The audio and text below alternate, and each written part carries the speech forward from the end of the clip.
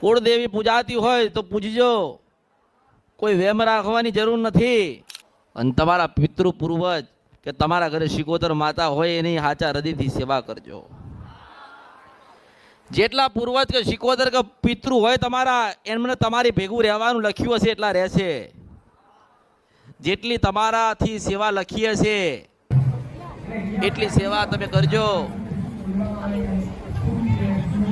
ઘર નાનું હોય, કુટુંબ મોટું હોય, ભાઈઓ માનતા હોય કે ના માનતા હોય, પણ તમારો સાચો ભાવ એ દેવ પ્રત્યે રાખજો અને દેવને રાજી રાખજો.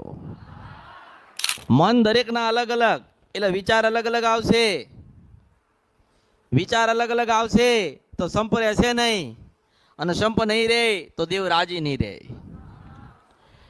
નાનું મંદિર બનાવો કે મોટું મંદિર બનાવશો, જ્યાં સુધી તમારામાં ભાવ નહીં હોય ત્યાં સુધી એકય માતા બેસશે નહીં.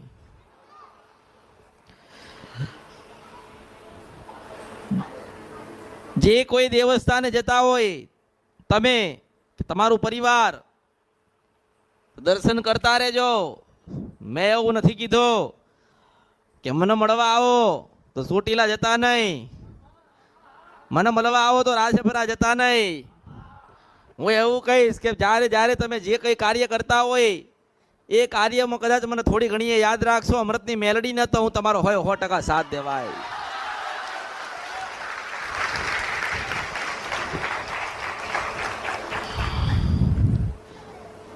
તમારો ભાવ મારા સુધી હોવો જોઈએ. તમારો સાચા હૃદયનો ભાવ મારા સુધી હોવો જોઈએ તો હું તમારા સુધી છું. જેનો ભાવ નબળો એનું કામ કોઈ દાડો મોટું થશે નહીં. અને મોટું કામ કરાવવું હોય તો તમારી માતાને પહેલા હોંપજો, તમારી માતાને પ્રાર્થના કરજો, તમારી માતાને અરજી કરજો. પછી કદાચ ના થાય તો પછી હું બેઠી છું, મુશ્કિલ છપરા નદી કંદરપિયા મેલડી છો.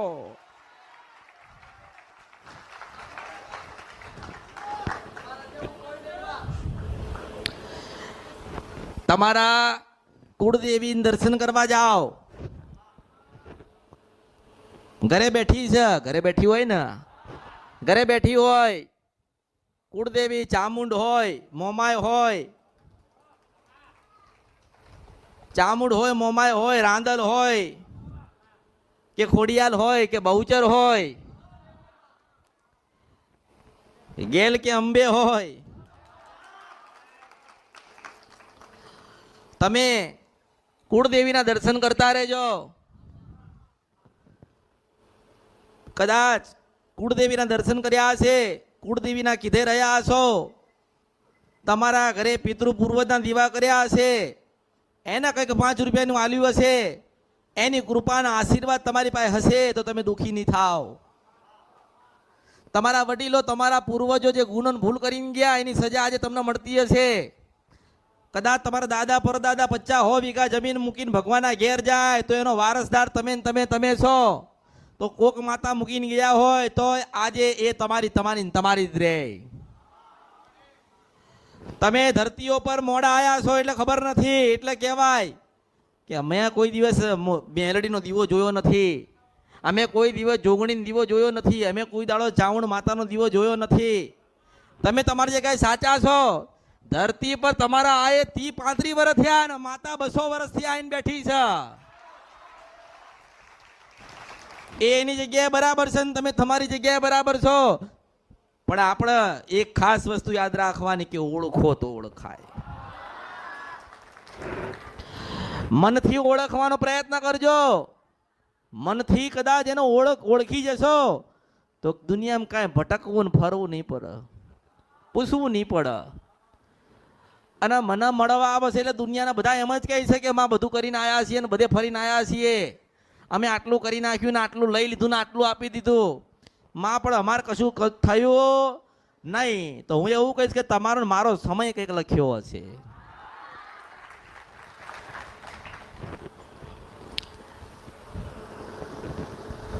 વાતો કરવા વાળા તો 1000 બેઠ્યા જ છે ને વાતો કરશે.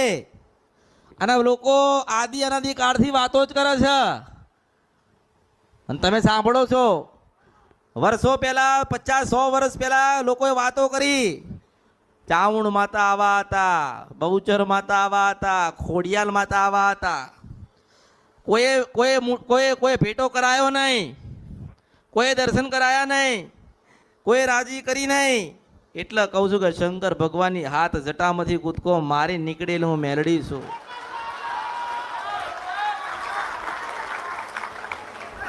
દરેકમાં ભેટો કરાવું છું પોતાની જનેતા સાથે. તમે રોવો ને તમારી માતાએ રોતી હશે. તમે રોવો છો કે અમને માં મળતી નથી ને માં રોવો છે કે મારા દીકરા મને મળતા નથી. પણ બેનો સંગમ કરાય છે, ભેટો કરાય છે કળિયુગમાં. તમારી જનેતા રોવો, તમે રોવો છો. એવી રીતે ભગવાને કંઈક લેખ લખ્યા છે તમારા ને મારા. કંઈક મારા આવવાનું આ ધરતી ઉપર અને તમારા જીવનમાં દુઃખ લખ્યું છે. તો હું એવું કહીશ કે તમારું દુઃખ નથી, તમારું દુઃખ છે એ જ મારું દુઃખ છે. મારે કશું જોઈતું નથી ને મને કોઈ આલા નહીં. માને કોઈ કશું આલી એક નહીં. પણ ભાવ, એક શ્રદ્ધા, એક વિશ્વાસ. માના માટે 5 ફૂલ લઈને જાઉં છું, માની માટે એક સુંદડી લઈને જાઉં છું, માને એક કઈ ખારો પ્રસાદ ચઢાઈશ. એ તમારો ભાવ છે, એ તમારો ભાવ છે. એને ભાવ છે ને એટલે હું તમારા ત્યાં છું. જ્યાં સુધી તમારો ભાવ રહેશે તમારા દેવ પ્રત્યે કે મારા પ્રત્યે, ત્યાં સુધી તમારું ચાલતું રહેશે. લોકોને હજારો અને વર્ષો નીકળી ગયા એક કુળદેવી ગોતવામ, એક માતાઓ ગોતવામ, પેઢીઓની પેઢીઓ પણ મળી નહીં. મળી તો લોકો એવું કીધું કે આ દીવો કરજો, આ ચાવણ માતાનો દીવો કરજો, કે આ મેરડીનો દીવો કરજો, કે આ શિકોતરનો કરજો. પણ કોઈ એવું કીધું નહીં કે પાવાગઢમાં જાય ને 101 પગથિયે મળું તો જ માંજે. એવું પાવાની દેવી કાળકા બોલતી હતી.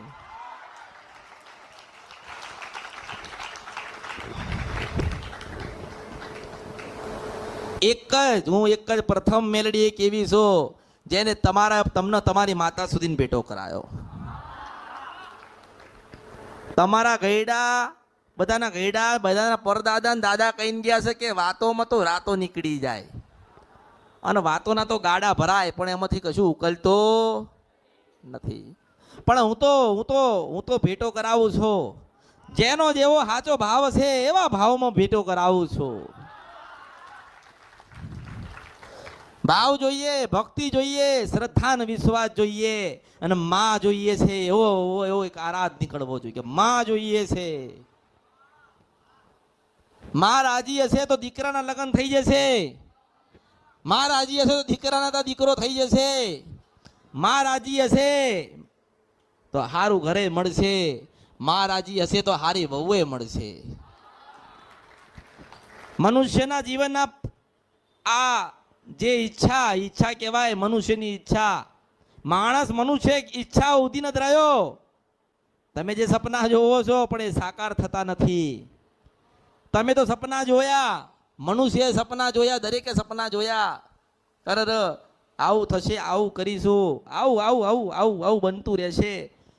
પણ 20, 25, 50 વર્ષ જતા રહ્યા, તમે જતા રહ્યા, પણ તમારા સપના પૂરા ના થયા. જો તમે જે સપનું જોવો છો એ સપનું તમારે સાકાર કરવું હોય ને તો તમારી માતાને કહું જોઈએ.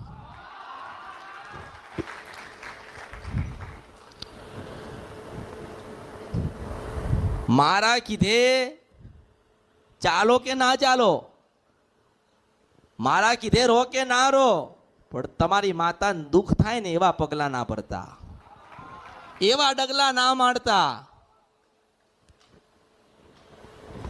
અને મેં પહેલા કીધું અને પાછું અત્યારે કહું છું કે નદીમાં નાહવાથી તમારા પાપ ધોવાશે નહીં. ચકલાને ચણ નાખવાથી પાપ ધોવાતા નથી. ગંગામાં જઈ નાહવાથી પાપ ધોવાતા નથી. એના માટે તમારા મહાદેવના શરણમાં જઈને માફી માંગો ને ત્યારે જ પાપ ધોવાય.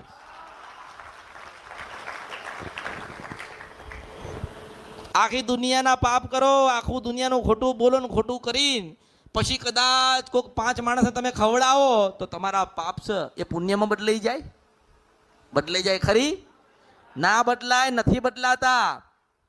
તમે જે કર્મ કર્યા એની સજા મળશે મળશે ને મળશે, પણ તમારે કદાચ સજાથી બચવું હોય તો મહાદેવના શરણમાં જવું પડશે. લોકો પોતાના પાપ ધોવા માટે ગંગા જાય છે, પણ ગંગાને કોણ લાયેલું એને તો ઓળખો, એટલે કહું છું ઓળખો તો ઓળખાય. આ ધરતીઓ પર શિવ ભગવાન મહાદેવ લાયા ગંગાને, લાયા ને તો ભગવાને એના ગંગાને એના માટે નથી ઉતારી આ ધરતીઓ પર કે તમે પાપ કરો ગંગા ધોશે. ભગવાને ગંગાને એના માટે ઉતારી છે કે તારામાં પવિત્રતા છે, એ પવિત્ર મનુષ્યમાં આવે તો એનું જીવન પરિવર્તન થાય. કોઈને ખવડાવવાથી, કોઈને આપી દેવાથી એ થતો નથી.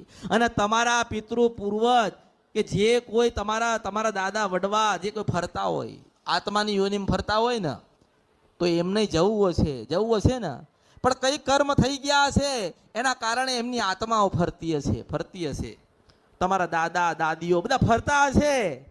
મેં પહેલા કીધું કે આદ્ય શક્તિ છે ને એ ભગવાનના ઘેરથી આવેલી છે. તમારા ઘરે જે પિતૃ પૂર્વજના શિકોતર બેઠ્યા છે ને એક આત્મા છે. એટલે તમારા ઘરે જે પૂર્વજ હોય ને એ તમારી કુળદેવીને પગે લાગે છે. તમારા ઘરે જે શિકોતર માતા બેઠી હોય ને એ તમારી કુળદેવીને ખોળો નાખ છે. તમે એવું માનો કે અમારા ઘરે પૂર્વજ બેઠ્યા છે, અમારા ઘરે હુરા પૂરા બેઠ્યા છે, અમારા ઘરે દાદા બેઠ્યા છે, અમારા ઘરે તો એક કઈડીને ખાઈ જાય એવી શિકોતર માતા બેઠી છે, પણ તમને ખરેખર ખબર નથી એ શિકોતર માતાને શક્તિ દેનારી હોય ને તો તમારી કુળદેવી. કારણ કે જ્યારે તમારા દીકરા, તમારી પેઢીના જે કોઈ દીકરા હતા એ પરણવા ગયા, તમારા દાદા લગ્ન કરવા ગયા, તારે કુળદેવી નમીન ગયા છે ને, નમીન ગયા છે, કુળદેવીને સાંડલો મારીને ગયા છે. અને જ્યારે વહુને પરણીને લાયા ને તારે એ જ વહુએ કુળદેવીને ખોળો નાખ્યો તો માતા છું. એટલે એવું નહીં માનવાનું કે શિકોતર જબરી છે, ના, કુળદેવીથી મોટું કોઈ નહીં. અને તમારી કુળદેવી છે ને એ ભજન કરે છે, ઓમ નમઃ શિવાય. ભગવાન તમે એકલા નથી ભક્તિ કરતા, માળા ફેરવતા. તમારી કુળદેવી ભગવાન શિવનું નામ લે છે અને ભગવાને માતાઓ આલી છે આ ધરતીઓ પર તમને એક ભેટ સ્વરૂપે કે એ માતા કે એવું જીવન જીવો, એ માતા તમારી દરેક આશા પૂરી કરે, પણ કેવી કે તમે જીવન જીવો ને એવી જીવી શકતા નથી. પેલું નડે છે અને આ નડે છે. આ એક કામ થયો એટલે માતાજીને કે માતાજી હવે બીજું કામ કરી આલો.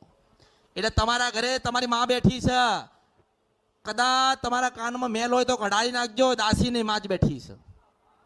તમારા બાપના બાપના ત્યારની કુળદેવી બેઠી હશે ને, તમારા દાદાના તારની કુળદેવી બેઠી છે ને, તો એ જનેતાન માં છે. એ જીવાડન તમે જીવો છો એ દાસી નથી, એ માં છે, એ રાજા છે. એને તમને જન્મ ધરતીઓ પર આપ્યો, તમારી કુળદેવીને દીકરા આલ્યા છે, 5 દીકરા આલ્યા. પહેલા તમને ખબર હશે ને, 7 દીકરા. અત્યારે માને એવી ખબર પડી ગઈ કે અત્યારની માઓ ને દીકરા નહીં હાચવી એક. પણ પહેલાની ડોશીઓ જે બઈઓ હતી એ તો હાચવીને ગઈ ને, કારણ કે એમનામાં ધીરજ હતી, સહન શક્તિ હતી. તમારામાં નથી. એટલે ભગવાને પરિવર્તન કરી દીધો, તોય શું થયું? કોઈ પરિવર્તન તમારામાં ના આવ્યું. પછી જોવડાવસ કે કઈક નડસ, કશું નડતું નથી. તમારા વડીલો કદાચ દેવ દુઃખ મૂકીને ગયા છે તો તમારે ભોગવવું પડશે. તમારો મારો સમય મોડો લખેલો છે, વિધાતાનો લેખ હશે, એટલે વિધાતાએ લખ્યો અને એનું લખેલું વાંચું ને તો હું અમૃતની મેલડી.